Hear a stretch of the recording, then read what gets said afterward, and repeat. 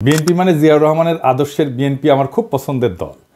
আর হাসিনার ফ্যাসিস্ট আগ্রাসন থেকে সবচেয়ে বেশি মাইর খেয়া কিচ্ছু করতে না পারার দল হইল বিএনপি।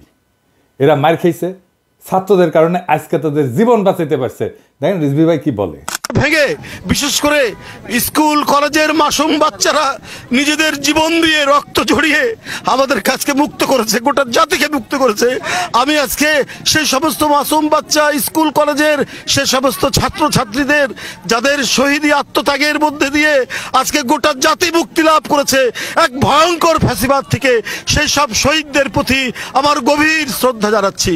আমি শ্রদ্ধা জানাচ্ছি যারা পঙ্গুত্ব বরণ করেছে, যাদের চোখ চলে গেছে, যাদের পা চলে গেছে, আমি তাদের প্রতিও শ্রদ্ধা জ্ঞাপন করছি। আর পাশাপাশি আমি এটুকু বলতে চাই, সারা বাংলাদেশের আজকে গণতন্ত্রের যে বিজয় হয়েছে, এইটা আমাদেরকে, এই উল্লাসকে আমাদেরকে সংহত করতে হবে।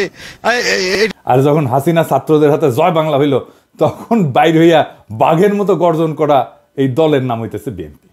যারা এদের জীবন বাঁচাইলো, যাদের জন্য খালেদা জিয়া আজকে তার ছেলের বাসায়, যাদের আত্মত্যাগে আজকে বিএনপির নেতাদের এত লম্ফজম্প, তারাই নাকি আবার আন্দোলনের মূল মাস্টার মাইন্ড।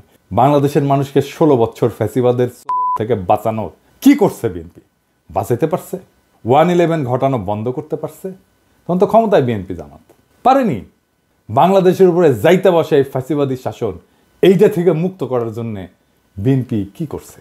তা ওনারা বলেন ওনা মাস্টার মাইন্ড। তা অনেকের মধ্যে একজন না, অন্যতম না, একমাত্র মাস্টার মাইন্ড। শুনেন, 16টি বছর ধরে বিএনপিকে নিশ্চিহ্ন করতে চেয়েছে হাসিনা, আর জনাব তারেক রহমান কি বিচক্ষণতার সঙ্গে বিএনপিকে রক্ষা করেছে।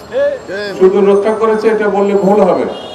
কার্যকর আন্দোলন গড়ে তোলার জন্য যা যা করার দরকার, এই আন্দোলনের একমাত্র মাস্টার মাইন্ড হচ্ছে জনাব তারেক রহমান। এটা যদি কেউ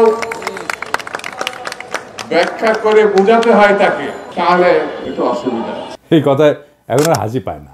আমি হাসে কি করুম? পাবলিকই তো হাসতে হাসতে শেষ।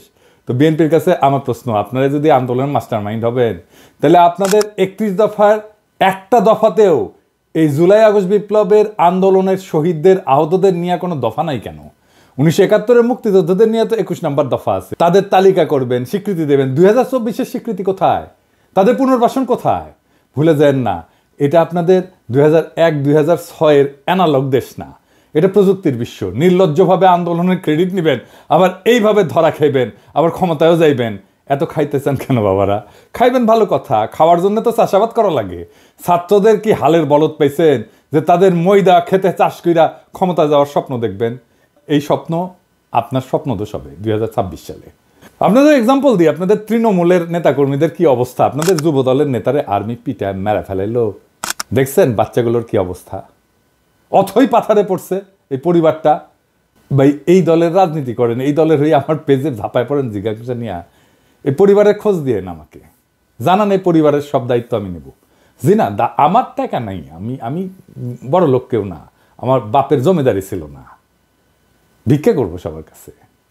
আমার ভিক্ষা চাইতে কোনো গ্লানি নাই। একটা লোক সারা জীবন বিএনপির রাজনীতি কইরা গেল, আর্মির পিটানিতে জীবন গেল, তার পরিবারকে বাঁচানোর জন্য পিনাকি ভিক্ষা করবে। আর পিনাকি শেষ জীবনে অপবাদ নেবে যে ভিক্ষা করার টাম করে কোটি কোটি টাকা আত্মসাৎ করেছে। আমি এগুলো জানি, হ্যাঁ এগুলো জানি, এটাই বাংলাদেশ। হ্যাঁ বুঝছাও।